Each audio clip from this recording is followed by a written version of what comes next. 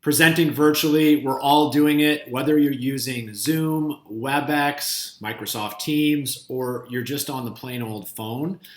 Our lives have been moved virtual.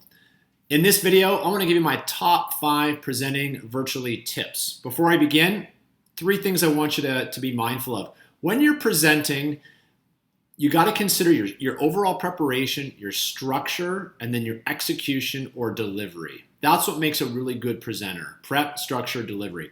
Let's get started. Tip number 1, preparation matters even more virtually. Think about who's going to be on the call. What communication style are they? How do they like to receive messages? How does it impact visuals? Will you use them? Should you choose video or phone, depending on your objective? What are their expectations coming into the call? So you can manage the emotional side of that as well. Tip number 2 is the setup. Make sure you have a clear setup or framing. The tool I use is called what, why, how, outcome. You make sure you address those 4 things. What is the purpose of the call? Why is it important or timely? How will the call run? For example, highlight the agenda, when you're going to handle Q&A, if there's any visual aids, establish protocols virtually in terms of video on or off. Make sure you don't interrupt each other. State your name when you jump in. And then address the outcome, what you hope to achieve by the end.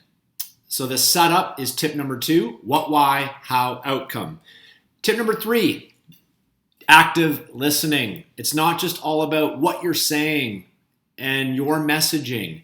By demonstrating active listening, you are demonstrating that you are listening, you can keep people engaged, people participate more as well.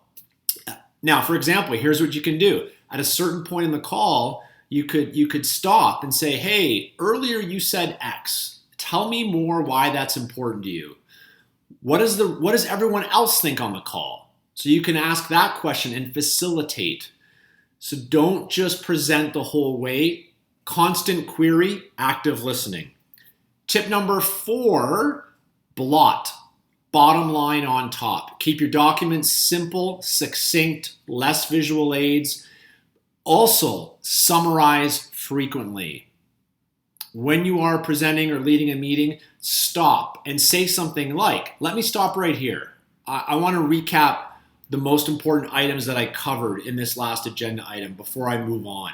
Your audience will appreciate the summary that happens more often, especially when you're virtual. Tip number 5 is give orders, be direct. What I mean by that is if you are sharing a slide, you want to direct everyone's eyes to where you are communicating. For example, you could say something like, let's turn to slide 6.